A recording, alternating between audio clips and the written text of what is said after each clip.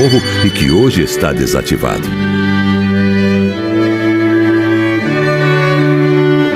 A exclusão continuava depois da morte. Mas o que você deduz? É de que os doidos, assim como os negros, assim como os suicidas, eles não se enterravam, não eram sepultados junto aos normais, que eram nos atos das igrejas.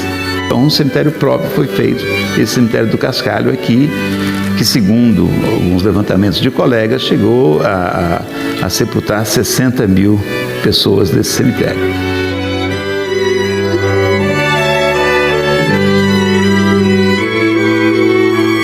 Um hospital, aliás, que tinha um cemitério próprio, ironicamente chamado Cemitério da Paz, porque talvez ali é que chegava a derradeira paz do paciente que era internado para morrer aqui dentro.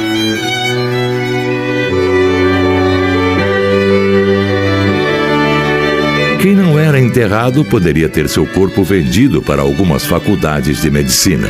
Além de peças anatômicas e ossos dos corpos que eram cozidos nos barris de gasolina. Registros em livros comprovam algumas dessas vendas.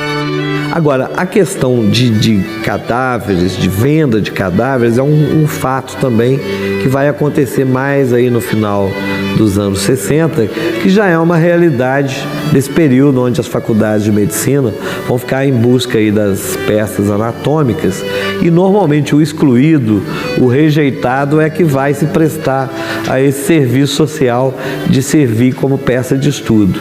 Então, apesar de que a gente percebe nos cadernos aqui do Hospital Colônia que todos os vendidos tinham endereço e nomes de família. E aí a gente percebe que as famílias é que não se interessaram muito em saber nem o que aconteceria com os despojos dos seus entes, né? Então, componente a mais aí. A gente sabe que aproximadamente 1.800 corpos foram registrados com venda, com preços e tudo, e é um componente a mais nessa história. O hospital colhia muitos lucros quando a função dele especial era manter as salas de anatomia com os cadáveres fabricados aqui. Ou seja, 95% das pessoas que vinham para cá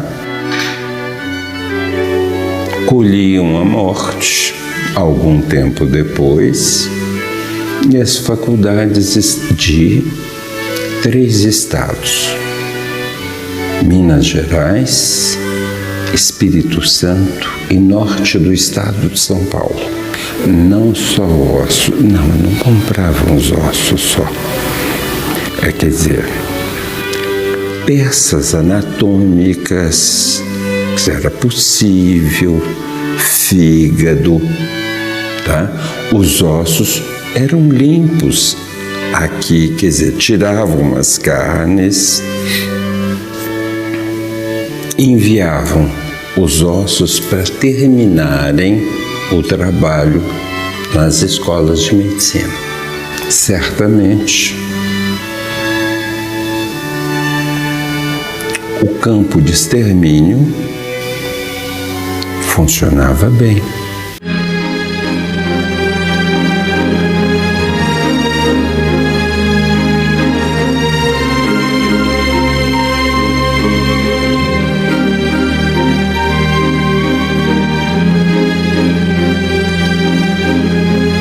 Mais do que um campo de concentração, era um campo de extermínio dos psiquiatrizados.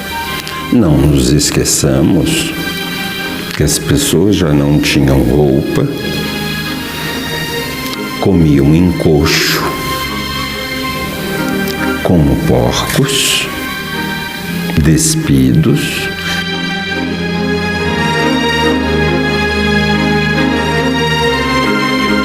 Em julho de 1979, Antônio Simone acompanhou o psiquiatra Franco Basaglia em visita a Barbacena. O médico italiano comparou o Hospital Colônia a um campo de concentração nazista. Eu o trouxe a Barbacena. Na volta para Belo Horizonte, ele não deu uma palavra, estava cabisbaixo, deprimido,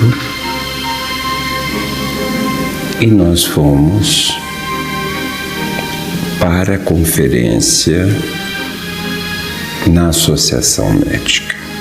E aí, no jantar, a sós,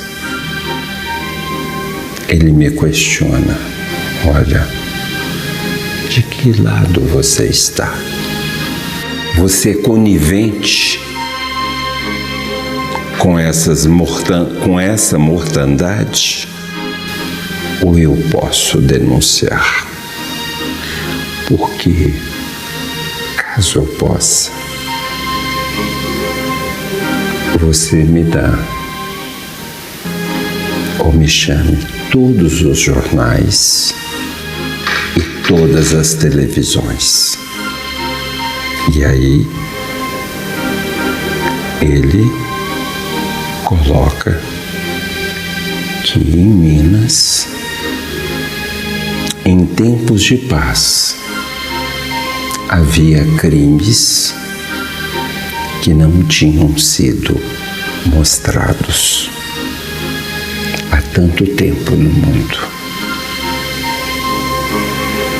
E aí começa mais do que a denúncia. Nesse bom momento, começa a reforma da psiquiatria enquanto movimento. A humanização é uma das premissas da luta antimanicomial que surge para redirecionar a psiquiatria com a finalidade de criar um tipo de tratamento. O psiquiatra Franco Basaglia é um dos pioneiros dessa causa. Então, a luta antimanicomial vem para dizer isso, vem para marcar isso.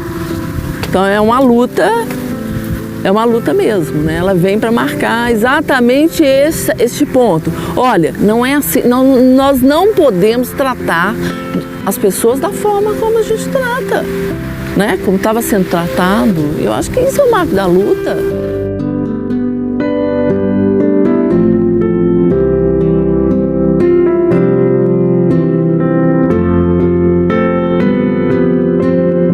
Fundado em 16 de agosto de 1996, o Museu da Loucura tem o objetivo de resgatar a história do lendário Hospital Colônia.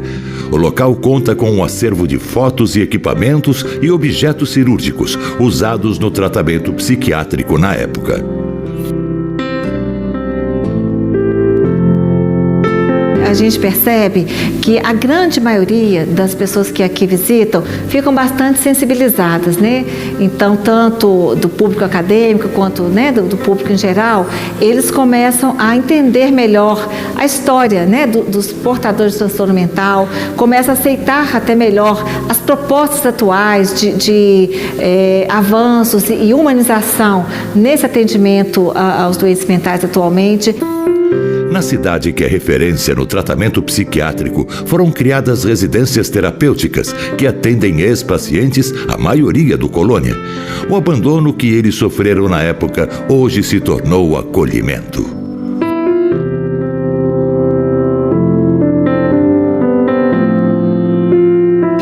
Hoje em Barbacena a gente tem 27 residências terapêuticas, né? São 151 moradores, mas deshospitalizados já são mais de 250. É muito interessante como que a gente percebe essa realidade. Estava comentando que a primeira casa que saiu, as moradoras não sabiam como que acendia a luz.